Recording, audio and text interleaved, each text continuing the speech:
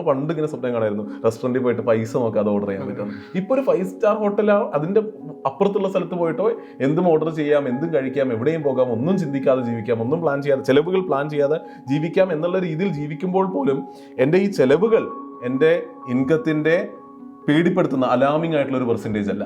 വരുന്ന വരുമാനം എത്രയാണെന്ന് ആദ്യം അറിയുക, ആ വരുമാനം കൂട്ടുന്നതിനെ പറ്റി ചിന്തിക്കുക, വരുന്ന വരുമാനത്തിൻ്റെ ആ പൈസയുടെ ചിലവുകൾ എത്രയാണെന്നുള്ളതിനെ പറ്റി ഒന്ന് ചിന്തിച്ച് കോൺഷ്യസ് ആയിട്ട് സ്പെൻഡ് ചെയ്യുക. ഇപ്പോൾ ലോകത്തിൻ്റെ ഈ ഒരു മുഴുവൻ ഹിസ്റ്ററി നോക്കുകയാണെങ്കിൽ ഏറ്റവും പണം ഉണ്ടാക്കിയ ആൾക്കാർ പൈസ ഉണ്ടാക്കിയിരിക്കുന്നത് ഇക്വിറ്റിയിലൂടെയാണ്. ഏതെങ്കിലും ഒരു പോയിന്റ് കഴിഞ്ഞാൽ എനിക്ക് ജോലി ചെയ്യാൻ പറ്റാത്ത അവസ്ഥയിലേക്ക് ഞാൻ പോയേക്കാം, അന്ന് ആ ചിലവുകൾക്ക് പൈസ എവിടെ നിന്ന് വരും? പൈസ അല്ലേ എന്തെങ്കിലുമൊക്കെ ചെയ്യുമ്പോൾ വന്നോളും, അങ്ങനെ ഇവഞ്ച്വലി ജീവിതം തട്ടിമുട്ടി പോയിക്കോളും എന്ന് വിചാരിച്ച് ഈ ഭാവിയിലേക്ക് കാര്യങ്ങൾ ഇന്നേ നമ്മൾ പ്ലാൻ ചെയ്താലേ രക്ഷപ്പെടുള്ളൂ എന്നുള്ള നീട് മനസ്സിലാകാത്തൊരു കൂട്ടം ആൾക്കാരുണ്ട്. അപ്പോൾ അതൊരു പ്രശ്നമാണെന്ന് തീർച്ചയായിട്ടും എനിക്ക് തോന്നിയിട്ടുണ്ട്. വണ്ടിയുടെ ചിലവുകൾ ചെറുതായിട്ടൊന്ന് മാറ്റി വെച്ചാൽ എൻ്റെ കമ്പനിയിലെ മറ്റ് പലരെക്കാളും ചിലവ് കുറവായിരിക്കാം ചിലപ്പോൾ എനിക്ക് ജീവിക്കാൻ എന്ന് പോലും ഞാൻ പറയും.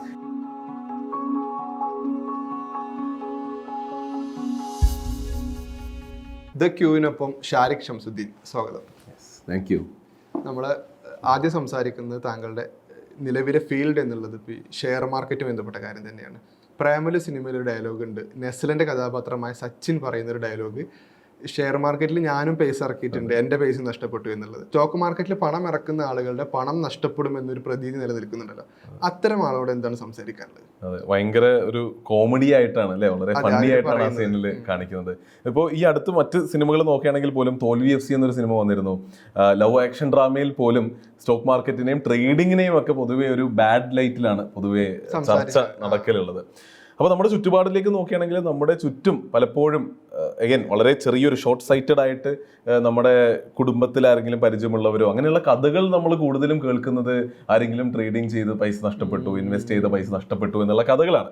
അപ്പോൾ ഈ കഥകളാണ് നമ്മളിൽ ഇൻഫ്ലുവൻസ് ഉണ്ടാക്കിയിട്ട് നമ്മളിൽ ചിന്തകൾ ഉണ്ടാക്കുന്നത്. അപ്പോൾ അങ്ങനെ ഒരു ചിന്ത പലർക്കും തോന്നുമ്പോൾ നമുക്ക് തെറ്റ് പറയാൻ പറ്റില്ല. പക്ഷെ തെറ്റ് പറയേണ്ടത് അവർ നോക്കുന്നത് ഈ ചുറ്റുപാടുമുള്ള 4 പേരുടെ കഥകൾ മാത്രമാകുന്നു എന്നുള്ളതാണ്. ഇപ്പോൾ ലോകത്തിൻ്റെ ഈ ഒരു മുഴുവൻ ഹിസ്റ്ററി നോക്കുകയാണെങ്കിൽ ഏറ്റവും പണം ഉണ്ടാക്കിയ ആൾക്കാർ പൈസ ഉണ്ടാക്കിയിരിക്കുന്നത് ഇക്വിറ്റിയിലൂടെയാണ്. അതേ ഇക്വിറ്റിയിൽ നമുക്കും ഇൻവെസ്റ്റ് ചെയ്യാം എന്നുള്ള ഓപ്പർച്യൂണിറ്റിയാണ് സ്റ്റോക്ക് മാർക്കറ്റ് നമുക്ക് തരുന്നത്. ഇന്നിപ്പോൾ ഇന്ത്യയിലെ ഏറ്റവും പണക്കാരനായ വ്യക്തി എന്ന് പറയുന്ന അംബാനിയുടെ കേസ് എടുക്കുകയാണെങ്കിലും അദ്ദേഹം പണം ഉണ്ടാക്കിയിരിക്കുന്നത് അദ്ദേഹത്തിൻ്റെ കമ്പനിയുടെ ഇക്വിറ്റിയിലൂടെയാണ്. ഇക്വിറ്റി എന്ന് പറഞ്ഞാൽ ഷെയറിലൂടെയാണ്. അതേ ഷെയറിൽ നമുക്കും പൈസ ഇൻവെസ്റ്റ് ചെയ്യാം എന്നുള്ള ഓപ്ഷനാണ് ശരിക്കും ഷെയർ മാർക്കറ്റ് തരുന്നത്. അപ്പോൾ അതിൽ പ്രശ്നമുണ്ട് എന്ന് പറയുമ്പോൾ അത് നമ്മൾ ആ ചിന്തയുടെ ആ തോട്ട് പ്രോസസ്സിലാണ് പ്രശ്നമുള്ളത്, അല്ലാതെ ശരിക്കും ഇക്വിറ്റിയിലല്ല, അല്ലെങ്കിൽ ഷെയർ മാർക്കറ്റിലല്ല, സ്റ്റോക്ക് മാർക്കറ്റിലല്ല എന്നുള്ളതാണ്. അപ്പോൾ അത് ഇന്ത്യയുടെ കേസ് മാത്രമല്ല, ലോകത്തിലെ ഏതൊരു എക്കണോമിയിലേക്ക് നോക്കുകയാണെങ്കിലും ഏറ്റവും വലിയ വെൽത്ത്, ധനം ഉണ്ടാകുന്നത് ശരിക്കും ഇക്വിറ്റിയിൽ, സ്റ്റോക്കിൽ, ഷെയറിൽ പണം നിക്ഷേപിച്ചതിലൂടെ തന്നെയാണ്. നല്ല രീതിയിൽ, ശരിയായ രീതിയിൽ ചെയ്യുമ്പോൾ. അത് മോശമായ രീതിയിൽ ചെയ്താൽ ഒബ്വിയസ്ലി പൈസ നഷ്ടപ്പെടും. അപ്പോൾ അതിന് അറൗണ്ട് മോശം നെഗറ്റീവും വരും. അപ്പോൾ ഷെയർ മാർക്കറ്റിനെ പറ്റി ചോദിക്കുകയാണെങ്കിൽ വളരെ റിയൽ ആയിട്ടുള്ള ലോകം മുഴുവൻ ചെയ്യുന്ന അംഗീകരിച്ച ഏറ്റവും കുറേയധികം ആൾക്കാർ കുറേയധികം പൈസ ഉണ്ടാക്കിയ ഒരു മേഖലയാണ്.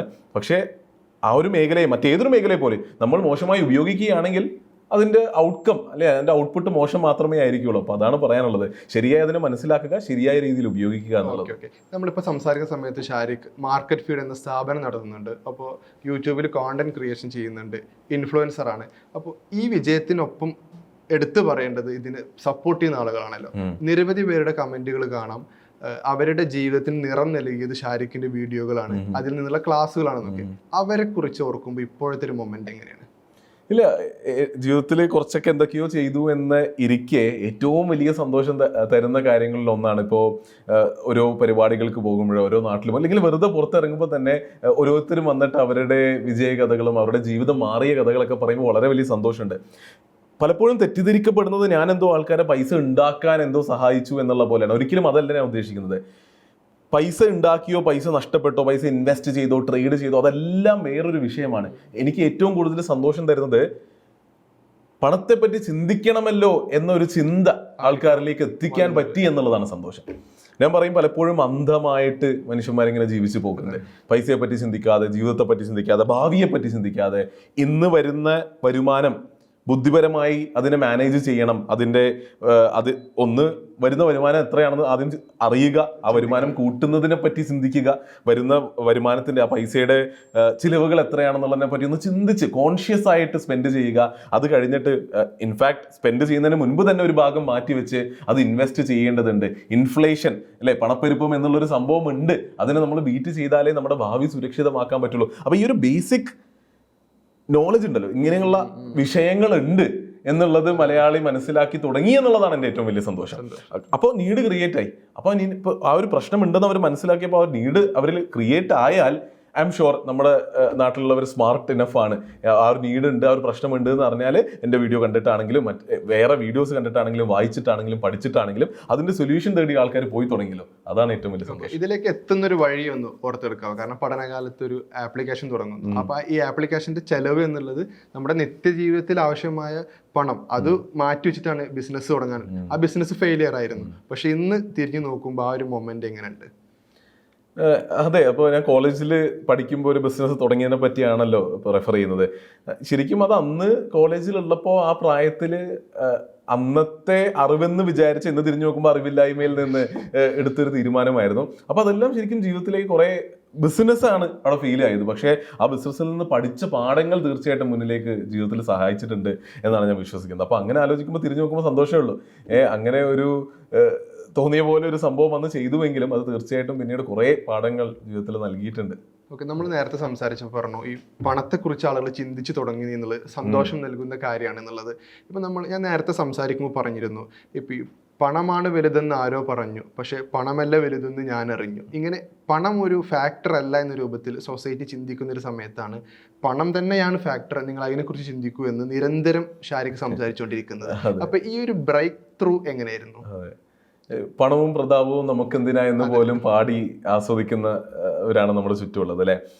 അത് ആദ്യകാലങ്ങളിലേക്ക് ഞാൻ പ്രസംഗിക്കാൻ എവിടെയെങ്കിലും പോകുമ്പോൾ, ആസ് എൻ യൂട്യൂബ് കുറച്ചായി, ആരെങ്കിലും എവിടെയെങ്കിലും സംസാരിക്കാൻ, ഒരു ക്രൗഡിന് മുന്നിൽ സംസാരിക്കാനൊക്കെ വിളിക്കുമ്പോൾ ഞാൻ പറയും, ഞാൻ ആദ്യം തന്നെ സ്ലൈഡിൽ ഇങ്ങനെ ഇട്ട് വെക്കും, ഇതൊരു വളരെ മെറ്റീരിയലിസ്റ്റിക് ആയിട്ടുള്ളൊരു ടോക്ക് ആകാൻ പോവുകയാണെന്ന്.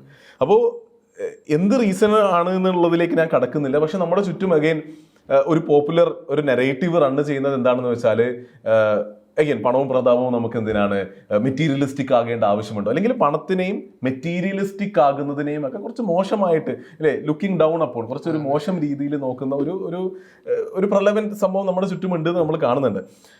ഒരിക്കലും അതിൻ്റെ ആവശ്യമില്ല. ശരിക്കും പണം ഉണ്ടായാലാണ് ഇത്. അഗൈൻ ഞാൻ ഇവിടെയും അപ്പോൾ ഞാൻ പറഞ്ഞു വരുന്നത്, എനിക്ക് എപ്പോഴും ഡിസ്ക്ലെയിമർ കൊടുക്കണം. ഞാൻ എവിടെയെങ്കിലും ടോക്കിന് പോകുമ്പോൾ ഞാൻ ഡിസ്ക്ലെയിമർ കൊടുക്കും. ഇത് വളരെ മെറ്റീരിയലിസ്റ്റിക് ആയിട്ട് നിങ്ങൾക്ക് തോന്നിയേക്കാം, പക്ഷെ സാഡ്ലി ഇതാണ് യാഥാർത്ഥ്യം. അതേ ഡിസ്ക്ലെയിമർ പറഞ്ഞുകൊണ്ട് ഞാൻ അതിലേക്ക് ഒന്നുകൂടി കടക്കുകയാണ്. കേൾക്കുമ്പോൾ ബിക്കോസ് ഇന്ന് നമ്മുടെ കൾച്ചറിൽ ഇതിനെ കുറച്ച് മോശമായ രീതിയിൽ കാണുന്നതുകൊണ്ട് ആ ഡിസ്ക്ലെയിമർ ഞാൻ തരികയാണ്. ഇത് ഞാൻ ഇപ്പോൾ പറയുന്നത് കേൾക്കുമ്പോഴേ ഞാൻ മെറ്റീരിയലിസ്റ്റിക് ആണ്, ഞാൻ എന്താ പറയുക, ഹ്യൂമൻ വാല്യൂസിനെ പറ്റിയും ചിന്തിക്കാതെ പറയുന്നതാണ്. പക്ഷെ ഇതാണ് സത്യസന്ധമായ അവസ്ഥ എന്താണെന്ന് വെച്ചാൽ, നമ്മൾ ഇന്ന് ജീവിക്കുന്ന ഈ ഒരു സമൂഹം, ശരിക്കും ഈ ഒരു സോഷ്യോ എക്കണോമിക് പൊളിറ്റിക്കൽ എല്ലാം വെച്ചിട്ട് നമ്മുടെ സമൂഹം, നമ്മുടെ society is in such a way that പണം ഉണ്ടെങ്കിലാണ് നമുക്ക് ജീവിക്കാൻ പറ്റുള്ളൂ. നമുക്ക് എത്ര സന്തോഷം വേണമെങ്കിലും, എത്ര റിലേഷൻഷിപ്സിനെ വാല്യൂ ചെയ്താലും, എത്ര സോഷ്യൽ ആസ്പെക്ട്സിനെ നമ്മൾ വാല്യൂ ചെയ്താലും, എത്ര സോഷ്യൽ ചേഞ്ചസ് നമുക്ക് നമ്മുടെ വാല്യൂ സിസ്റ്റം എന്താണെങ്കിലും ആ വാല്യൂ സിസ്റ്റം നമുക്ക് ഓപ്പറേറ്റ് ചെയ്യാം. നമുക്ക് ആൾക്കാരെ സഹായിക്കുന്നതാണ് ഇഷ്ടം, ബ്യൂട്ടിഫുൾ. അതെല്ലാം ഓപ്പറേറ്റ് ചെയ്യണമെങ്കിൽ ഒരു വീട്ടിൽ താമസിച്ച്, വസ്ത്രം ധരിച്ച്, ഭക്ഷണം കഴിച്ച്, യാത്ര ചെയ്ത്, അവിടെ എത്തി ഫങ്ഷൻ ചെയ്യണ്ടേ, ജീവിക്കണ്ടേ. ആ ജീവിക്കുന്നതിന്റെ ഫ്യൂവൽ ഇന്ന് പണമാണ് എങ്കിൽ ആ പണമല്ലേ ഏറ്റവും ഇമ്പോർട്ടൻ്റ് ആയിട്ടുള്ള സംഭവം. ഫോർച്ചുനേറ്റ്ലി അൺഫോർച്ചുനേറ്റ്ലി ഞാൻ പണം അതിന്റെ ആവശ്യകതയായത് ഒരു അടിപൊളി സാധനമാണെന്ന് ഞാൻ പറയുന്നില്ല. ലോകം ഡെവലപ്പായി വന്നപ്പോൾ ഇന്ന് പണമാണ് ഫ്യൂവൽ. അപ്പോൾ അതിനെ അക്സെപ്റ്റ് ചെയ്യാതെ നമുക്ക്, അല്ലെങ്കിൽ അതിനെതിരെ നമുക്ക് പോരാടാം. പണം എന്നുള്ള ഫ്യൂവൽ നമുക്ക് മാറി, നമുക്ക് പഴയ കാലഘട്ടത്തിലേക്ക് പോസിബിൾ ആയിട്ട് കാര്യമില്ല. അപ്പോൾ അങ്ങനെയുള്ളൊരു യാഥാർത്ഥ്യം നിലനിൽക്കെ, പണം ഫ്യൂവൽ ആയിരിക്കെ, അപ്പോൾ ആ പണം എന്തിനാണെന്ന് ചോദിച്ചിട്ട് കാര്യമുണ്ടോ? അപ്പോൾ പണ്ട് മനുഷ്യൻ കാട്ടിൽ ജീവിച്ചിരുന്ന കാലഘട്ടത്തിൽ പണമൊന്നുമില്ല. മനുഷ്യന് ഇഷ്ടമുള്ള പോലെ ജീവിക്കാം, സോഷ്യൽ കാര്യങ്ങൾ നോക്കാം, വേണമെങ്കിൽ ഒരു പഴം പറിച്ച് കഴിക്കാം, ഒരു മൃഗത്തെ വേട്ടയാടി കഴിക്കാം. ആ കാലഘട്ടത്തിലല്ല നമ്മൾ ജീവിക്കുന്നത്. ഇന്ന് ഫ്യൂല് പണമായിരിക്കെ അത് എന്തിനാണെന്ന് ചോദിക്കുന്നതിന് പ്രസക്തിയില്ല. പണം ഇമ്പോർട്ടൻ്റ് ആണ്. അതുകൊണ്ടാണ് അത് എങ്ങനെ ഉണ്ടാക്കാം, അത് കൂടുതൽ എങ്ങനെ ഉണ്ടാക്കാം, അതിനെ എങ്ങനെ മാനേജ് ചെയ്യാം, എങ്ങനെ വെറുതെ കളയാതിരിക്കാം, അതൊക്കെ ചിന്തിക്കേണ്ടി വരും. ഈ പണം ഉണ്ടാക്കാൻ മോട്ടിവേഷനേക്കാൾ നീഡ് വേണമെന്നാണ് ഷാരിക്ക് പല വേദികളും സംസാരിച്ചിട്ടുള്ളത്. അപ്പൊ ഈ നീഡ് വേണമെന്ന് തിരിച്ചറിഞ്ഞ ആ ഒരു റിയലൈസിങ് മൊമെന്റിനെ കുറിച്ച് പറയാമോ? അത് ശരിയാണ്. കാരണം ഞാനും ഒരു വലിയ പരിധി വരെ ഞാൻ ഇൻഫാക്ട് ആദ്യത്തെ ബിസിനസ് തുടങ്ങുന്നതിനെ പറ്റി പറഞ്ഞു. അപ്പോഴും പണമെന്ന നീഡ് എനിക്കില്ല. അപ്പോൾ എനിക്ക് എന്തോ എൻ്റെ ജീവിതത്തിൽ വ്യത്യസ്തമായി ചെയ്യണം, ഒരു ബിസിനസ് തുടങ്ങണം എന്നുള്ള നീഡ്, അതിൻ്റെ ഔട്ട്കം പണമാണെന്ന് അന്ന് എനിക്ക് തോന്നിയിട്ടില്ല. അതിനുശേഷം ജോലികൾ ചെയ്തു, പല ജോലികൾ ഞാൻ ചെയ്തിട്ടുണ്ട്. അപ്പോഴൊന്നും പണം എന്നുള്ള ഇമ്മീഡിയറ്റ് നീഡ് അന്ന് ഉണ്ടായിട്ടുള്ളൂ ഇല്ലേ. അതായത് അന്നും കറക്റ്റാണ്. അന്ന് ഞാൻ ചിന്തിക്കുമ്പോൾ എനിക്ക് ആ ഒരു മാസം ജീവിക്കണം, വീട്ടിൽ നിന്ന് ഞാൻ കോളേജ് കഴിഞ്ഞിട്ട് വീട്ടിൽ നിന്ന് പൈസ വാങ്ങിച്ച് ജീവിക്കാൻ ഒട്ടും താല്പര്യമില്ല. അപ്പോൾ ആ മാസം ഞാൻ ബാംഗ്ലൂരാണ് ആദ്യം ജോലി ചെയ്യുന്നത്, അവിടെ എനിക്ക് റെന്റ് ഉണ്ട്, എനിക്ക് ഭക്ഷണം കഴിക്കണം, എനിക്ക് യാത്ര ചെയ്യണം, എൻ്റെ ആഗ്രഹങ്ങളുണ്ട്, എനിക്ക് യാത്ര പോകണം. അതാത് അപ്പപ്പോഴുള്ള നീഡുകൾക്ക് പണം വേണം എന്ന് തീർച്ചയായിട്ടും അറിയാം. അതൊരു എന്താ പറയുക, അതൊരു ഒബ്വിയസ് സാധനമാണ്, എല്ലാവർക്കും അറിയാം. ഇപ്പോൾ ഒരു എവിടെയെങ്കിലും പോയി ഭക്ഷണം കൊടുത്താൽ പൈസ കൊടുക്കണം. അപ്പോൾ അത് നമ്മളിങ്ങനെ ഡെയിലി ചെയ്യുന്നതുകൊണ്ട് നമുക്ക് അറിയാം പണം എന്ന നീഡ് ഉണ്ട് എന്ന്. അപ്പോൾ നമ്മൾ ജോലി ചെയ്യും, സാലറി വാങ്ങും. ഇതാണ് പ്രശ്നം. ഈ സ്പേസിൽ ഞാനും ഉണ്ടായിരുന്നു. പക്ഷേ ഈ പറയുന്ന ഒരു വ്യത്യസ്തത ജീവിതത്തിൽ വന്നത് ഈ നീഡ് ഇന്ന് മാത്രമല്ല, ഈ നീഡ് എനിക്ക് നാളെയും ഉണ്ട്, 5 വർഷം കഴിഞ്ഞിട്ടുമുണ്ട്, 10 വർഷം കഴിഞ്ഞിട്ടുമുണ്ട്. ഇൻഫാക്ട് എനിക്ക് 60-70 വയസ്സാകുമ്പോഴും എനിക്ക് ചിലവുകൾ ഉണ്ടാവും, അവിടെയും പൈസ വേണം. ഏതെങ്കിലും ഒരു പോയിന്റ് കഴിഞ്ഞാൽ എനിക്ക് ജോലി ചെയ്യാൻ പറ്റാത്ത അവസ്ഥയിലേക്ക് ഞാൻ പോയേക്കാം. അന്ന് ആ ചിലവുകൾക്ക് പൈസ എവിടെ നിന്ന് വരും? അപ്പോൾ ആ തോട്ട് എനിക്ക് വന്നത് ഞാൻ ജോലി ചെയ്ത് തുടങ്ങി, കുറെ പുസ്തകങ്ങൾ വായിച്ചു, റിച്ച് ഡാഡ് പുവർ ഡാഡിന്റെ ഒക്കെ ബുക്സ് വായിച്ചത് ഡെഫിനറ്റ്ലി ഹെൽപ്പ് ചെയ്തിട്ടുണ്ട്. പിന്നെ ചുറ്റുപാടും കണ്ട ആൾക്കാരും അവരുടെ ചിന്തകളും ഒക്കെ കണ്ടപ്പോഴാണ് മനസ്സിലായത് ശരിയാണല്ലോ, എനിക്ക് ഇന്നത്തേക്കല്ല എൻ്റെ നീഡ്, ഇന്നത്തേക്ക് നീഡ് എൻ്റെ സാലറി എന്തായാലും നടന്നു പോകുന്നുണ്ട്, കുഴപ്പമില്ല. എൻ്റെ നാളത്തെ ആവശ്യങ്ങൾ ആര് നോക്കും? ഞാൻ തന്നെ നോക്കണ്ടേ? അതിനുള്ള പണം ഞാൻ ഇന്നേ കണ്ടെത്തണം. ഇന്ന് ഉണ്ടാക്കുന്ന പണത്തിൽ നിന്നൊരു പണം ഒരു ഭാഗം മാറ്റി വെക്കണം, അതിനെ വളർത്തണം, അവിടെ ഇൻവെസ്റ്റ് ചെയ്യണം എന്നുള്ള ചിന്തകൾ അവിടെ നിന്നാണ് വന്നത്. അവിടെ നിന്നാണ് നീഡ് വന്നത്. അപ്പോഴാണ് മനസ്സിലായത്. പക്ഷെ നമ്മൾ ഈ നീഡിനെ കുറിച്ച് പറയുമ്പോൾ നീഡ് കണ്ടെത്തി അതിനുവേണ്ടി പൈസ ഉണ്ടാക്കുന്നു. അപ്പോൾ ഈ പണം ഉണ്ടാക്കാനുള്ള ഓട്ടത്തിനിടെ ജീവിതം മറന്നു പോകുന്ന നിരവധി അനുഭവങ്ങൾ നമുക്ക് മുമ്പിലുണ്ട്. അപ്പോൾ പത്തേമാരി സിനിമയിലെ കഥ നമുക്ക് ഓർമ്മയുണ്ട്, മമ്മൂട്ടിയുടെ കഥാപാത്രം. ഇങ്ങനെ സിനിമയിലും ജീവിതത്തിലും നിരവധി മനുഷ്യരെ നമുക്കറിയാം. അപ്പോൾ പണം ഉണ്ടാക്കാനുള്ള നെട്ടോട്ടത്തിനിടെ ഈ ജീവിതം മറന്നു പോകുന്ന ഒരു മലയാളി സമൂഹം ഉണ്ടല്ലോ. അപ്പോൾ ഇതിന് നമുക്ക് എങ്ങനെ പരിഹാരം കാണാം? ഇത് നമ്മൾ നേരത്തെ പറഞ്ഞ പോലെ നമുക്ക് വേണമെങ്കിൽ ഇതിനെ ഒരു റെവല്യൂഷണറി ടോക്കായിട്ട് മാറ്റാം. നമുക്കിത് എങ്ങനെ സമൂഹത്തിൽ ചേഞ്ച് വരുത്താം, പൈസ വേണ്ടാത്തൊരു സമൂഹത്തിലേക്ക് എങ്ങനെ പോകാം. പക്ഷെ അത് നേരത്തെ പറഞ്ഞ പോലെ ഒരു ഭയങ്കര വലിയ കോഴ്സ് ആയിരിക്കും, അത് നടക്കും എന്ന് പോലും അറിയില്ല. പണമില്ലാത്തൊരു ലോകത്തിലേക്ക് നീങ്ങാം. അഗെയിൻ പൊളിറ്റിക്കൽ ഐഡിയോളജീസിനെ ഞാൻ ഇവിടേക്ക് കൊണ്ടുവരുന്നില്ല. അപ്പോൾ അവിടേക്കൊന്നും നമ്മൾ പോകേണ്ട ആവശ്യമില്ല. ഈ ചോദ്യത്തിന് ഉത്തരം പറയാനാണെങ്കിൽ ഇത് റിയാലിറ്റി ആണെന്ന് ഇരിക്കെ, പണം ഉണ്ടാക്കണമെന്നിരിക്കെ പണത്തിന് പിന്നിൽ പോകേണ്ടി വരും. അപ്പോൾ ചിലർക്ക് കുറേ പണിയെടുത്താലും അഗെയിൻ ബേസ്ഡ് ഓൺ അവരുടെ ക്വാളിഫിക്കേഷനും സ്കിൽസും അവരുടെ കഴിവും എല്ലാം നോക്കിയിട്ടാണ് ഒരാൾക്ക് പണം കിട്ടുന്നത്, അല്ലെ, സാലറി കിട്ടുന്നത്, അല്ലെങ്കിൽ അവർക്ക് ജീവിതത്തിൽ ഇൻകം ഉണ്ടാകുന്നത്. അപ്പോൾ ചിലർക്ക് കുറേ പണിയെടുത്താലായിരിക്കും പൈസ കിട്ടുക, ചിലർക്ക് ഇൻ ടേംസ് ഓഫ് അവേഴ്സ്, അല്ലെ, മണിക്കൂർ കുറച്ച് സ്പെൻഡ് ചെയ്തിട്ട് ചിലപ്പോൾ കൂടുതൽ പണം ഉണ്ടാക്കുന്നവരുണ്ടാവും. അപ്പോൾ നമ്മൾ ആലോചിക്കണം ഇവിടെയും. അപ്പോൾ ഈ ഒരു ക്ലാരിറ്റി വരുമ്പോൾ ഒരു യങ് ഓഡിയൻസിനോട് സംസാരിക്കാനാണെങ്കിൽ ഞാൻ പറയും, നിങ്ങൾ ചിന്തിക്കണം നിങ്ങൾക്ക് ഏത് റൂട്ടിലേക്കാണ് എത്തേണ്ടത്. ഒരു കാര്യം ക്ലിയർ ആണ്, പണം ഉണ്ടാക്കണം. അത് നേരത്തെ പറഞ്ഞ പോലെ ഫ്യൂലാണ്, ഇല്ലെങ്കിൽ പണി പാളും. അപ്പോൾ പണം ഉണ്ടാക്കണം എന്നുള്ള വ്യക്തത ഇരിക്കെ ജീവിതം ജീവിക്കണം എന്നുള്ളതും വ്യക്തമാണ്. അല്ലാതെ പണത്തിന് പിന്നിൽ ഓടിയിട്ട് അപ്പോൾ പിന്നെ ജീവിക്കണമെങ്കിൽ പിന്നെ ഇപ്പോഴേ അങ്ങ് മരിച്ചാൽ പോരെ. അപ്പോൾ അതിലൊരു പോയിന്റ് ഇല്ലാതായി പോയി. അപ്പോൾ പണം ഉണ്ടാക്കണം എന്നറിയാം, എന്നാൽ അതിൻ്റെ കൂടെ ജീവിതവും വേണമെന്നറിയാം. എല്ലാം ഇഷ്ടമുള്ള കാര്യങ്ങളെല്ലാം ചെയ്യാൻ പറ്റണം, സ്വപ്നങ്ങളെല്ലാം തന്നെ നേടാൻ പറ്റണം. യാത്ര ചെയ്യാൻ ആഗ്രഹിക്കുന്നുണ്ടെങ്കിൽ ലോകത്തിൻ്റെ എല്ലാ രാജ്യവും യാത്ര ചെയ്ത് കാണണം എന്നാണ് ഞാൻ ആഗ്രഹിക്കുന്നത്. എൻ്റെ കാര്യമല്ല ഞാൻ പറയുന്നത്, ഒരാൾക്ക് ആഗ്രഹമുണ്ടെങ്കിൽ അവർക്ക് അതും ചെയ്യാൻ പറ്റണം. വീട്ടുകാരുടെ കൂടെയും കൂട്ടുകാരുടെ കൂടെയും ഒക്കെ ടൈം സ്പെൻഡ് ചെയ്യാൻ പറ്റണം എന്ന് അവർക്ക് ആഗ്രഹമുണ്ടെങ്കിൽ അവർക്ക് ചെയ്യാൻ പറ്റണം. അപ്പോൾ അവരുടെ റിക്വയർമെൻറ്റ്സ് അവർക്ക് ക്ലിയർ ആയി. അവരുടെ റിക്വയർമെൻറ്റ്സ് അങ്ങനെ ക്ലിയർ ആയെങ്കിൽ ഓക്കെ, എനിക്ക് ദിവസം 4 മണിക്കൂർ വീട്ടുകാരോട് സ്പെൻഡ് ചെയ്യണം, 1 മണിക്കൂർ കൂട്ടുകാരോട് സ്പെൻഡ് ചെയ്യണം, 1 മണിക്കൂർ എനിക്ക് വീട്ടിലിരുന്നിട്ട് വെറുതെ നെറ്റ്ഫ്ലിക്സ് ആൻഡ് ചില്ല് ചെയ്യണം, ബാക്കിയുള്ള. അപ്പം മനസ്സിലായി, ഇങ്ങനെയുള്ള പ്രയോറിറ്റീസ് ക്ലിയർ ആണെങ്കിൽ ഓക്കെ, അപ്പം എനിക്ക് ഇത്ര നേരമാണ് പണിയെടുക്കാൻ ശരിക്കും പറ്റുക. അപ്പം ഇങ്ങനെ ഏത് പണി ചെയ്താൽ എനിക്ക് എത്ര പൈസ ഉണ്ടാക്കാൻ പറ്റിയാൽ എൻ്റെ ആസ്പിറേഷൻസും എനിക്ക് ഇവഞ്ച്വലി എത്താൻ പറ്റും എന്നുള്ള മനസ്സിലാക്കുമ്പോൾ അതിനനുസരിച്ചുള്ള ക്വാളിഫിക്കേഷൻ തേടി പോകണം, അതിനനുസരിച്ച് അപ്സ്കിൽ ആകണം, അതിനനുസരിച്ച് കഴിവുകൾ ഉണ്ടാക്കിയിട്ട് അങ്ങനെയുള്ള ജോലികൾക്ക് പോകണം. അപ്പോൾ അഗൈൻ നീഡും ചിന്തിച്ച് പ്ലാനിങ്ങും ഒക്കെ ഇതിലേക്ക് വരുന്നുണ്ട്. ഓക്കെ, നമ്മൾ ഈ പണം ഉണ്ടാക്കുന്ന കാര്യം പറയുമ്പോൾ തന്നെ ഫിനാൻഷ്യൽ മാനേജ്മെൻറ്റിൻ്റെ നിരവധി ക്ലാസ്സുകൾ എടുത്തു കൊടുക്കുന്നുണ്ട്, യൂട്യൂബിൽ വീഡിയോകൾ ചെയ്യുന്നുണ്ട്, ഇവൻറ്റുകൾ കോർഡിനേറ്റ് ചെയ്യപ്പെടുന്നുണ്ട്. ഇപ്പം നിലവിൽ നമ്മുടെ മലയാളത്തിലുള്ള അല്ലെങ്കിൽ മലയാളികളായ ആളുകളുടെയൊക്കെ ഫിനാൻഷ്യൽ ഫെയിലിയർ ശരിക്കും എന്താണെന്ന് മനസ്സിലാക്കിയിട്ടുണ്ടോ ഈ മാനേജ്മെൻറ്റ് ചെയ്യുന്നിടത്ത്? ഫൈനാൻഷ്യൽ മാനേജ്മെന്റ് അഗെയിൻ നമ്മളിങ്ങനെ ഓരോരോ കസ്റ്റമറോ അല്ലെങ്കിൽ ഒരു യൂസറുമായിട്ട് ഇരുന്ന് അവരുടെ മുഴുവൻ കഥ കേട്ട് ചെയ്യുന്ന ഒരു പ്രൊഡക്റ്റോ സർവീസോ ഒരു ബിസിനസ്സോ നമുക്കില്ല. എന്നാലും പരിചയമുള്ളത് നമ്മൾ വീഡിയോ ചെയ്ത് ഇവന്റിനൊക്കെ പോകുമ്പോൾ കണ്ടവരും അവരുമായിട്ട് സംസാരിച്ചിട്ടുള്ള കഥകളും ഒക്കെയാണ്. അപ്പോൾ അത് നമുക്ക് രണ്ടായിട്ട് തിരിക്കാം. ഒന്നെന്ന് പറയുന്നത് ഇപ്പോഴും ഇതൊരു നീഡാണെന്ന് മനസ്സിലാക്കാത്തവരുണ്ട്.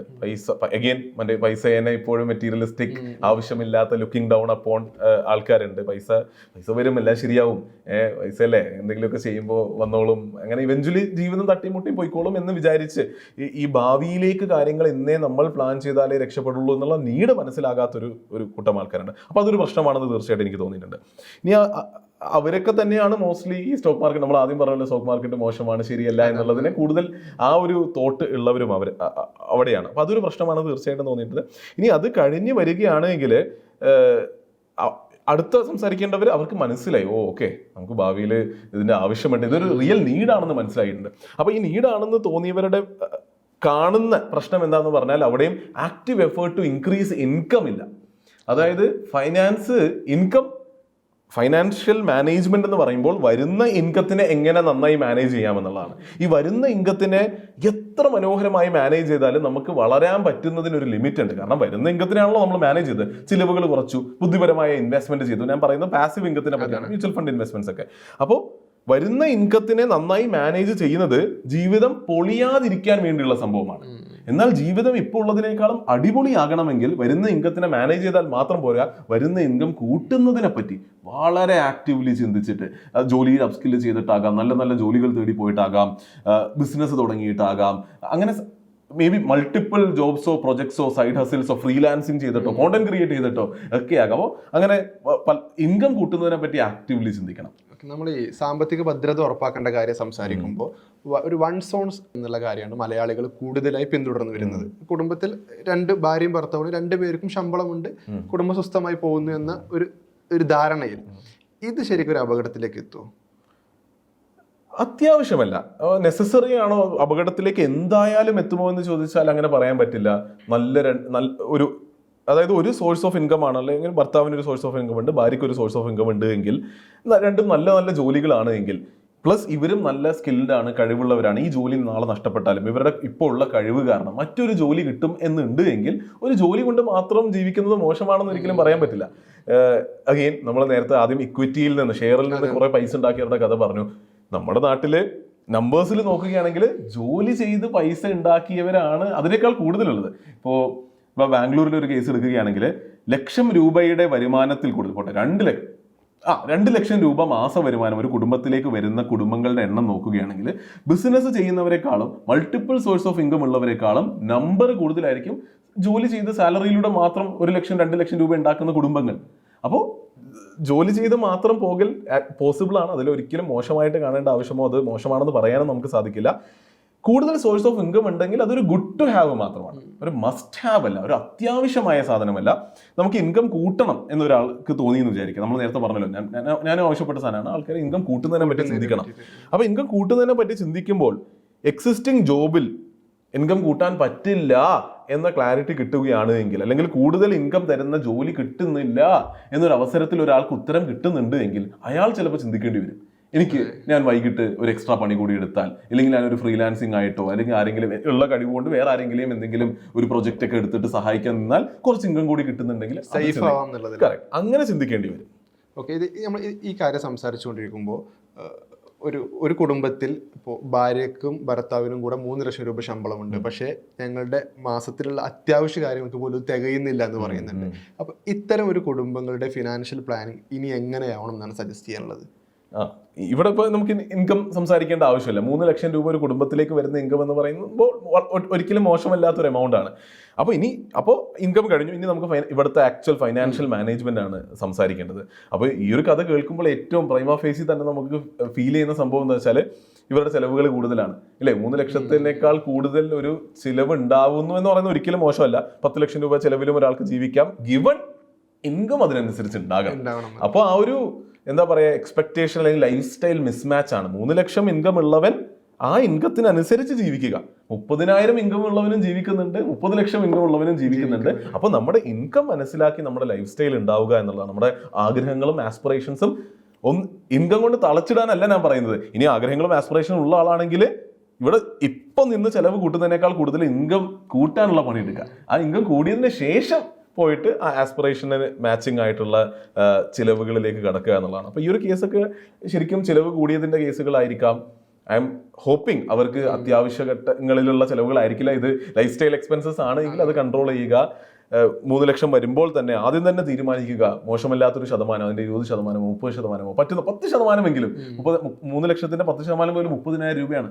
30,000 രൂപ ബുദ്ധിപരമായി ഇൻവെസ്റ്റ് ചെയ്യുകയാണെങ്കിൽ അവർക്ക് വളരെ മനോഹരമായ ഒരു അവസ്ഥയിലേക്ക് ഇവഞ്ച്വലി എത്താൻ പറ്റും. പക്ഷെ അവരുടെ പ്രശ്നം ഐദർ ഇൻകം കൂട്ടുന്നതിലൂടെയോ ചിലവ് ചുരുക്കുന്നതിലൂടെയോ നമുക്ക് സോൾവ് ചെയ്യാൻ പറ്റുന്നുള്ളൂ. ഓക്കെ, നമ്മൾ ഷാരിഖിന്റെ ഒരു വീഡിയോയിൽ കഴിഞ്ഞ ദിവസം ഞാനൊരു കമന്റ് കണ്ടു, നമ്മുടെ അസറ്റിന് വേണ്ടി പൈസ ചെലവാക്കരുത്. ഇപ്പോൾ ഉദാഹരണം ഒരു വീട് വെക്കാൻ വേണ്ടി വലിയ പൈസ ചെലവാക്കരുത്. അതേ ഷാരിഖ് തന്നെ ബെൻസിന്റെ ഏറ്റവും പുതിയ മോഡൽ കാർ എടുക്കുന്നു. അപ്പോൾ ഇതിലൊരു അബദ്ധം നിലനിൽക്കുന്നില്ലേ, വൈരുദ്ധ്യമില്ലേ എന്നൊരു ചോദ്യം നിലനിൽക്കുന്നു. പരസ്പര വിരുദ്ധത. അതിനോട് എങ്ങനെ പ്രതികരിക്കാം? ഇല്ല, ഇത് ഭയങ്കരമായി തെറ്റിദ്ധരിക്കപ്പെടുന്ന ഒരു വിഷയമാണ്. അതുകൊണ്ടാണ് അതെന്താ വെച്ചാൽ ഞാൻ ഈ കുറച്ച് ഇന്റർവ്യൂവിൽ അവിടെ ഇവിടെയൊക്കെ പോയിട്ട് വീടിന്റെ വിഷയം പറഞ്ഞു. അപ്പൊ അവർക്ക് മനസ്സിലായി അതിൽ വ്യൂ കിട്ടും എന്നുള്ളത്. അപ്പോൾ അത് കട്ട് ചെയ്ത് റീൽ ഇട്ടാലും കട്ട് ചെയ്ത് ക്ലിപ്പ് ഇട്ടാലും കൂടുതൽ വ്യൂ കിട്ടുമെന്ന് മനസ്സിലായി. അപ്പൊ അതിന് മുകളിലും താഴെയും ബാനർ അടക്കം അടിച്ചിറക്കി തമ്മിലിൽ പോലും വീട് വെക്കുന്നത് മണ്ടത്തരം എന്നുള്ള രീതിയിൽ ഓരോ മീഡിയ ഓരോരുത്തരും ഇതിനെ എന്താ പറയാ അവരങ്ങനെ പ്രൊപ്പഗേറ്റ് ചെയ്തിട്ട് ഒരു തെറ്റായ നെറേറ്റീവ് എത്തിയതാണ്. ഷാരിഖ് വീട് വെക്കരുതെന്ന് പറയുന്നുണ്ട് എന്നൊരു നെറേഷൻ ഉണ്ടാക്കി, അങ്ങനെ ഒരു നെറേഷൻ ഉണ്ടാക്കി എടുത്തതാണ്. നെഗറ്റീവ് കൺട്രോൾ നടന്നതാണ്. അതുകൊണ്ടാണ് ഈ അടുത്ത് ഞാൻ എൻ്റെ ചാനലിൽ തന്നെ വിശദമായ ഒരു വീഡിയോ 10-40 മിനിറ്റ് എന്തോ ഉണ്ടായിരുന്നു തോന്നുന്നു. വിശദമായ ഒരു വീഡിയോയിൽ ഞാൻ വളരെ വ്യക്തത കൊടുത്തിട്ടുണ്ട്. പക്ഷെ പ്രശ്നം എന്താ, ഇത് ഈ 40 മിനിറ്റിന്റെ വീഡിയോ മുഴുവനായി ആൾക്കാരിലേക്ക് എത്തില്ല. ആൾക്കാരിലേക്ക് ക്ലിപ്പുകളാണ്, ബൈറ്റുകളാണ്. അപ്പൊ അതിൽ എഴുതിയും വെച്ചിട്ടുണ്ട്. ഞാൻ പറയുന്നത് അങ്ങനെ മനോഹരമായി പ്ലേസും ചെയ്തതുകൊണ്ട് വരുന്ന സംഭവമാണ്. അപ്പൊ അത് ഇതിനെപ്പറ്റി വ്യക്തമായി മനസ്സിലാക്കേണ്ട കാണികൾ ഉണ്ടെങ്കിൽ ഞാൻ പറയും എൻ്റെ ചാനലിൽ ഒരു വിശദമായ 40 മിനിറ്റിന്റെ വീഡിയോ ഉണ്ട്, മുഴുവനായിരുന്നു കണ്ടാൽ വ്യക്തത തരും. വളരെ പെട്ടെന്ന് പറയാനാണെങ്കിൽ ഞാൻ പറയും, നമ്മുടെ ജീവിതത്തിലെ ആഗ്രഹങ്ങളും ആവശ്യങ്ങളും ഒരു സൈഡിൽ ഇരിക്കുന്നുണ്ട്, ഇപ്പുറത്ത് നമ്മുടെ ജീവിതത്തിൻ്റെ ഒരു ഫൈനാൻഷ്യൽ ഇക്വേഷനും ഇരിക്കുന്നുണ്ട്. വീടിനെടുത്തൊരു ഫൈനാൻഷ്യൽ ഇക്വേഷൻ്റെ അകത്ത് ഇട്ടാൽ അവിടെ മേ ബി അത് നല്ലൊരു കാര്യമായിരിക്കില്ല എന്ന് ഞാൻ പറഞ്ഞു. ഫൈനാൻഷ്യൽ ഇക്വേഷൻ കൊണ്ട് ഞാൻ ഉദ്ദേശിക്കുന്നത് എൻ്റെ കയ്യിൽ ഇത്ര പണമുണ്ട്, ഈ പണം വളർത്തി എനിക്കൊരു സ്ഥലത്തേക്ക് എത്തി ഒരു കോർപ്പസ് ഉണ്ടാക്കി റിട്ടയർ ചെയ്യണം, അങ്ങനെയൊക്കെ അങ്ങനെ ഒരു ഫൈനാൻഷ്യൽ ഇക്വേഷൻ്റെ അകത്തേക്ക് വീട് വന്നാൽ ചിലപ്പോൾ വീട് വെക്കുന്നതിനേക്കാളും വീട് റെന്റ് ചെയ്യുന്നത് ആ ഇക്വേഷനിൽ മാത്തമാറ്റിക്കലി ബെറ്റർ ആയിരിക്കും. അപ്പോൾ ഈ ഇക്വേഷനിലേക്ക് കൊണ്ടുവന്നാൽ മാത്തമാറ്റിക്സ് ഉപയോഗിച്ച് ഡേറ്റ് വെച്ച് സ്റ്റാറ്റിസ്റ്റിക്കലി നമുക്ക് പറയാൻ പറ്റും വീട് റെന്റിനെടുത്ത് ജീവിക്കുന്നതാണ് ബെറ്റർ എന്നുള്ളത്. പക്ഷേ വീട് എന്നുള്ളത് ഒരു ഇമോഷണൽ നീഡ് ആണെങ്കിൽ, വീട് എന്നുള്ളത് ഒരു സെക്യൂരിറ്റി ആണ്, അങ്ങനെയാണെങ്കിൽ ഫൈനാൻഷ്യൽ ഇക്വേഷനിലേക്ക് കൊണ്ടുവരണ്ട. അതെ, ഫൈനാൻഷ്യൽ ഇക്വേഷനിലേക്ക് കൊണ്ടുവരണ്ട, അതൊരു ആവശ്യമാണെന്ന് കണ്ട ചെയ്തൂടെ? അതെ, ഇപ്പൊ ഉച്ചക്ക് ഭക്ഷണം കഴിക്കാൻ പോകുമ്പോൾ ബിരിയാണി കഴിക്കണമെന്ന് ആഗ്രഹം ഉണ്ട് എങ്കിൽ ബിരിയാണി കഴിക്കണം എന്ന ആഗ്രഹം വേണേൽ ബിരിയാണി കഴിച്ചുകൊണ്ട് അവിടെ തീർക്കാം. അല്ലാതെ ആ ബിരിയാണിനെ ഫൈനാൻഷ്യൽ ഇക്വേഷനിൽ കൊണ്ടുവന്നു ഇന്നൊരു 200 രൂപയുടെ ബിരിയാണി കഴിക്കാൻ എൻ്റെ മാസം ബഡ്ജറ്റ് അലോ ചെയ്യൂ, എനിക്ക് ഇത്ര വരുമാനമുണ്ടോ, അല്ലെങ്കിൽ മാസാവസാനമായി എന്ന് വിചാരിക്കും, ഒരു എക്സാമ്പിൾ ആണ്, മാസാവസാനമായി 200 രൂപയുടെ ഒരു ലഞ്ച് കഴിക്കാൻ ചിലപ്പോൾ ഇന്ന് എൻ്റെ ഫൈനാൻഷ്യൽ ഇക്വേഷൻ എന്നെ അലോ ചെയ്യുന്നില്ല എങ്കിൽ 200 രൂപയുടെ ബിരിയാണിക്ക് പകരം ചിലപ്പോൾ 100 രൂപയുടെ ഊണ് കഴിക്കാൻ അയാൾ തീരുമാനിച്ചാൽ, ഇപ്പൊ ഞാൻ പറയുന്നത് എന്താ, ബിരിയാണി കഴിക്കേണ്ട, ഊണ് കഴിച്ചാൽ മതി. ഇതിനെ ഒരു ക്ലിപ്പായിട്ട് മനസ്സിലായി, നെഗറ്റീവ് കൺട്രോൾ അവിടെയാണ് വരുന്നത്. അപ്പൊ അതാണ് ഞാൻ പറയുന്നത്. അപ്പോൾ ഒരാൾക്ക് വേണമെങ്കിൽ ഫൈനാൻഷ്യൽ ഇക്വേഷനിൽ കൊണ്ടുവന്നാൽ അയാൾക്ക് ഇരുന്ന് ഡേറ്റ വെച്ച് സ്റ്റാറ്റിസ്റ്റിക്കലി ഉത്തരം കിട്ടി, ഇന്ന് ബിരിയാണി കഴിക്കേണ്ട, ഊണ് കഴിച്ചാൽ മതി. ശരി ഉത്തരമാണോ? അതേസമയം അയാൾ അവിടെ നിന്ന് വേറൊരു വൈബിൽ ജീവിക്കുന്ന ആളാണ്, വേറെ ആവശ്യങ്ങളും വേറെ ആഗ്രഹങ്ങളും വേറൊരു ഓപ്പറേറ്റ് ചെയ്യുന്ന ഒരാളാണെങ്കിൽ അയാൾ ഈ ഫൈനാൻഷ്യൽ ഇക്വേഷനിൽ കൊണ്ടുവരില്ല. അയാൾ അവിടെ ചെന്ന് നല്ല മണം വന്ന് ബിരിയാണി ഇന്ന് ബിരിയാണി കഴിക്കാൻ, ബിരിയാണി കഴിച്ചു. ഈ ഇക്വേഷൻ വെച്ച് കൂട്ടരുത്, ഈ ഇക്വേഷൻ വെച്ച് കൂട്ടണ്ട. അപ്പൊ അത് വളരെ ക്ലിയർ ആയിട്ടുള്ള സംഭവം. അപ്പൊ എന്റെ കേസിൽ ഞാൻ വണ്ടി വാങ്ങിച്ചത്, ഞാൻ വീട് എനിക്ക് പിന്നെ വേറെ കുറേ ഇതിന് വേരിയബിൾസ് ഉണ്ട്. ഇപ്പൊ ഞാനിപ്പോൾ ബാംഗ്ലൂർ ജീവിക്കുന്ന ആളാണ്, കുറെ വർഷങ്ങൾ കഴിഞ്ഞിട്ട് ഞാൻ എവിടെ ജീവിക്കുന്നത് എനിക്ക് അറിയില്ല. അപ്പൊ അങ്ങനെ ഒരു അവസരം എനിക്ക് വീടിന്റെ ആവശ്യമില്ല. അപ്പൊ അങ്ങനെ കുറെ വേരിയബിൾസ് ഉണ്ട്. പക്ഷെ കാർ അങ്ങനെയല്ല. കാറ് ഞാൻ ഫൈനാൻഷ്യൽ ഇക്വേഷനിലേക്ക് കൊണ്ടുവന്നിട്ടില്ല. എന്റെ ഫൈനാൻഷ്യൽ ഇക്വേഷൻ ഓൾറെഡി സോർട്ടഡ് ആണ്. മറ്റേ മാസാവസാനമായപ്പോൾ ബിരിയാണി കഴിക്കാൻ പൈസ ഇല്ലാത്ത അവസ്ഥയല്ല. എനിക്കിപ്പോൾ ഉള്ള വരുമാനം വെച്ചും എൻ്റെ പോകുമെന്ന് ഞാൻ പ്രതീക്ഷിക്കുന്ന രീതി വെച്ചും ഇതുവരെ വന്ന സംഭവങ്ങളൊക്കെ വെച്ച് എനിക്കറിയാം ഞാൻ പോകേണ്ട അവസ്ഥയിലേക്ക് എനിക്ക് എത്തും. ആ ഫൈനാൻഷ്യൽ ഇക്വേഷനിൽ തൊടാതെ തന്നെ എനിക്ക് സൈഡിൽ വണ്ടി വാങ്ങാൻ പറ്റുന്നുണ്ടെങ്കിൽ, വീട് വെക്കാൻ പറ്റുന്നുണ്ടെങ്കിൽ, പ്രൈവറ്റ് ജെറ്റ് വാങ്ങാൻ പറ്റുന്നുണ്ടെങ്കിൽ പറ്റുമെന്ന് പറയുന്നതല്ല, ഞാൻ പറയുകയാണ്, ഞാനത് വാങ്ങുന്നതിൽ തെറ്റില്ല. അപ്പൊ അതാണ്, അപ്പോ ഇതാണ് അതിന്റെ ഒരു വ്യക്തമായ ക്ലാരിറ്റി. ഈ ഇക്വേഷന്റെ കാര്യം പറയുമ്പോൾ ഇപ്പൊ നിലവിൽ മാർക്കറ്റ് ഫീഡ് എന്ന കമ്പനി കൊണ്ടുപോകുന്നുണ്ട്, അതുപോലെ യൂട്യൂബിൽ കോണ്ടന്റ് ക്രിയേഷൻ ചെയ്യുന്നുണ്ട്. അപ്പോൾ ഷാരിഖിന്റെ ഒരു ലൈഫ് സ്റ്റൈൽ എങ്ങനെയാണ്, അതിനെ ഫിനാൻഷ്യൽ പ്ലാൻ എങ്ങനെയാണ് നടത്തുന്നത്? ഞാൻ പറയും, ഇപ്പോൾ നമ്മുടെ കമ്പനിയിൽ നിയർലി ഒരു 60 പേരുണ്ട്. എൻ്റെ വണ്ടിയുടെ ചിലവുകൾ മാത്രം മാറ്റി വെക്കുകയാണെങ്കിൽ, തൽക്കാലം for the sake of explanation ഞാൻ പറയുകയാണ്, വണ്ടിയുടെ ചിലവുകൾ ചെറുതായിട്ടൊന്ന് മാറ്റി വെച്ചാൽ എൻ്റെ കമ്പനിയിലെ മറ്റ് പലരെക്കാളും ചിലവ് കുറവായിരിക്കാം ചിലപ്പോൾ എനിക്ക് ജീവിക്കാൻ എന്ന് പോലും ഞാൻ പറയും. അപ്പോൾ ഞാൻ പറഞ്ഞു വരുന്നത്, എനിക്ക് അങ്ങനെ ഭയങ്കര ചിലവുകൾ ചെയ്ത് ജീവിക്കാൻ ആഗ്രഹമുള്ള ഒരാളല്ല ഇപ്പോൾ കൂടി വരുന്നുണ്ട്. ഇപ്പോൾ അത് നമ്മൾ എൻ്റെയും ഒരു അപ്ബ്രിങ്ങിൻ്റെയും ഞാനും ഇങ്ങനെ ജീവിതം കയറി വരുന്നതിൻ്റെ ഒരു കഥകളാണ്. അപ്ഗ്രേഡ് അതെ, പയ്യെ പയ്യെ തന്നെ അപ്ഗ്രേഡ് ആവുള്ളൂ. പിന്നെ അങ്ങനെയുള്ള ആഗ്രഹങ്ങളുടെ പിന്നിലൊന്നും പാഞ്ഞിട്ടില്ല. നമ്മുടെ ആഗ്രഹങ്ങൾ എപ്പോഴും ബിസിനസ് ഉണ്ടാക്കുക, പൈസ ഉണ്ടാക്കുന്നതിനേക്കാൾ ഉപരി നമുക്ക് ഹൈ കിട്ടുന്നത് ബിസിനസ് ഉണ്ടാക്കുക, വീഡിയോ ചെയ്തിട്ട് ആൾക്കാരിലേക്ക് എത്തിക്കുക. അപ്പോൾ അങ്ങനെയൊക്കെയാണ്. അപ്പോൾ പയ്യെ പയ്യാണ് എൻ്റെ ലൈഫ് സ്റ്റൈൽ അപ്ഗ്രേഡ് ആയി വരുന്നുള്ളൂ എന്നുള്ളതാണ്. വണ്ടി വാങ്ങിച്ചു എന്നുള്ളത് അതൊക്കെ നമ്മുടെ ചെറുപ്പത്തിലുള്ള ആഗ്രഹങ്ങളല്ലേ, നല്ല വണ്ടി എന്നുള്ളതൊരു ആഗ്രഹമാണ്. അപ്പോൾ അത് നമ്മളൊന്നും നോക്കാതെ ചിലവാക്കി. ബാക്കിയുള്ള ചിലവുകളൊക്കെ ഒന്നും അങ്ങനെ ഭയങ്കര കൈവിട്ട ചിലവുകളൊന്നും ഇപ്പോൾ ചെയ്യുന്നില്ല. പയ്യെ പയ്യെ കൂടി വരുന്നുണ്ട്. ഇപ്പോൾ കുറച്ച് വർഷത്തിൽ 1-2 ഫോറിൻ ട്രിപ്പുകളെ പറ്റി ചിന്തിച്ച് തുടങ്ങി. അപ്പോൾ പയ്യെ അങ്ങനെ അപ്ഗ്രേഡ് ആയി വരും. അപ്പോൾ പറയുകയാണെങ്കിൽ, അപ്പോൾ എൻ്റെ ഇൻകത്തിൻ്റെ അഗെയിൻ പെർസെൻറ്റേജ് ടേംസിൽ പറയുകയാണെങ്കിൽ എൻ്റെ ഇൻകത്തിൻ്റെ ഒരു വളരെ ചെറിയ പെർസെൻറ്റേജ് ആണ്. അഗെയിൻ പെർസെൻറ്റേജിലേക്ക് ഞാൻ കടക്കുന്നില്ല. പക്ഷേ എൻ്റെ എല്ലാ ചിലവുകളും ഇന്ന് ഇപ്പോൾ വണ്ടിയാണെങ്കിലും വർഷം 2 ഫോറിൻ ട്രിപ്പുകൾ എന്നുള്ള സംഭവങ്ങളാണെങ്കിലും താമസിക്കുന്നത് ഏറ്റവും ടോപ്പ് ഹോട്ടലുകളിലാണ്, കഴിക്കുന്നത് ഏറ്റവും നല്ല സ്ഥലങ്ങളിലാണ്. എൻ്റെ ആഗ്രഹമുള്ള, ഇപ്പോൾ നമ്മൾ പണ്ട് ഇങ്ങനെ സ്വപ്നം കാണായിരുന്നു റെസ്റ്റോറൻറ്റിൽ പോയിട്ട് പൈസ നോക്കാതെ ഓർഡർ ചെയ്യാൻ പറ്റും. ഇപ്പോൾ ഒരു 5 സ്റ്റാർ ഹോട്ടലാണ്, അതിൻ്റെ അപ്പുറത്തുള്ള സ്ഥലത്ത് പോയിട്ടോ എന്തും ഓർഡർ ചെയ്യാം, എന്തും കഴിക്കാം, എവിടെയും പോകാം, ഒന്നും ചിന്തിക്കാതെ ജീവിക്കാം, ഒന്നും പ്ലാൻ ചെയ്യാതെ, ചിലവുകൾ പ്ലാൻ ചെയ്യാതെ ജീവിക്കാം എന്നുള്ള രീതിയിൽ ജീവിക്കുമ്പോൾ പോലും എൻ്റെ ഈ ചിലവുകൾ എൻ്റെ ഇൻകത്തിൻ്റെ പേടിപ്പെടുത്തുന്ന അലാമിംഗ് ആയിട്ടുള്ള ഒരു പെർസെൻറ്റേജ് അല്ല. എൻ്റെ ഇൻകത്തിൻ്റെ ഒരു വലിയ ശതമാനം എനിക്ക് ഇന്ന് ഇൻവെസ്റ്റ് ചെയ്യാൻ പറ്റുന്നത്, ഞാൻ ഇൻവെസ്റ്റ് ചെയ്യുന്നുമുണ്ട്. അപ്പോൾ അങ്ങനെയാണ് ഇപ്പോഴും മാനേജ്ഡ്. അപ്പോൾ എൻ്റെ ലൈഫ് സ്റ്റൈൽ എന്താണെന്ന് ചോദിച്ചാൽ, ഇപ്പോഴും നേരത്തെ നമ്മൾ പറഞ്ഞതുപോലെ ഒരു ഇൻകം ഇപ്പോഴും നോക്കി അതിൻ്റെ ഒരു പെർസെൻറ്റേജിനകത്ത് മാത്രമേ ഇപ്പോഴും എക്സ്പെൻസസ് വെക്കുന്നുള്ളൂ എന്നുള്ളതാണ്. പക്ഷേ നല്ല കാര്യം എന്ന് വെച്ചാൽ ഇൻകം കൂടാൻ സാധിച്ചു എന്നുള്ളത് കൊണ്ട് നല്ല ലൈഫ് സ്റ്റൈൽ അഫോർഡ് ചെയ്യാൻ പറ്റുന്നു. മോശമായി ഉപയോഗിക്കപ്പെടാൻ സാധ്യതയുള്ള ലോണുകളിലെ ഏറ്റവും മോശം സാധനമാണ് ക്രെഡിറ്റ് കാർഡ്. വളരെ ഈസിലി ആക്സസിബിൾ ആണ്. ഒരു ക്രെഡിറ്റ് കാർഡ് വെച്ച് മറ്റേ ക്രെഡിറ്റ് കാർഡായിട്ട് റൊട്ടേറ്റ് ചെയ്ത് പോയിട്ട് ഇവഞ്ച്വലി തിരിച്ചടക്കാൻ പറ്റാത്ത അവസ്ഥ വരികയാണെങ്കിൽ ഏറ്റവും കൂടുതൽ ഇൻട്രസ്റ്റ് റേറ്റ് കൊടുക്കേണ്ടി വരുന്ന ഒരു ലോണാണ് credit card loan. Credit card തിരിച്ചടക്കാൻ പറ്റാത്തതാണ് ഏറ്റവും വലിയ രീതിയിൽ അത് ഇൻട്രസ്റ്റിലൂടെ പോയിട്ട് നമ്മുടെ ജീവിതത്തിൽ ബുദ്ധിമുട്ടുണ്ടാവുക. അഗെയിൻ നേരത്തെ പറഞ്ഞ കഥയിലേക്ക് എനിക്ക് തിരിച്ചു വരേണ്ടി വരും. ഞാൻ വിശ്വസിക്കുന്നത് ക്രെഡിറ്റ് കാർഡ് പോലെ അത്ര ബ്യൂട്ടിഫുൾ ആയിട്ടുള്ള പ്രൊഡക്റ്റ് വേറെ ഇല്ല എന്നുള്ളതാണ്. ഈ അടുത്തിടെ കുറേ ക്രെഡിറ്റ് കാർഡിൻ്റെ എന്താ പറയുക ഡെപ്തിലേക്ക് ഇറങ്ങി പഠിച്ച് മനസ്സിലാക്കിയ കാര്യങ്ങൾ ചെയ്യുന്നുണ്ട്. നമ്മൾ ഇത്ര നേരം സംസാരിച്ചു ഇൻവെസ്റ്റ്മെന്റിൽ നമുക്ക് റിട്ടേൺസ് ഉണ്ടാക്കണമെന്ന്. എക്സ്പെൻസിലും റിട്ടേൺസ് ഉണ്ടാക്കാൻ സഹായിക്കുന്ന ഒരു ടൂളാണ് ക്രെഡിറ്റ് കാർഡ്. നല്ല നല്ല ക്രെഡിറ്റ് കാർഡുകൾ ബുദ്ധിപരമായി ഉപയോഗിക്കുകയാണെങ്കിൽ നമ്മളൊരു 100 രൂപക്ക് സ്വൈപ്പ് ചെയ്താൽ 2 രൂപയോ 3 രൂപയോ 5 രൂപയോ തിരിച്ച് റിട്ടേൺസ് തരുന്ന ക്രെഡിറ്റ് കാർഡുകളുണ്ട്.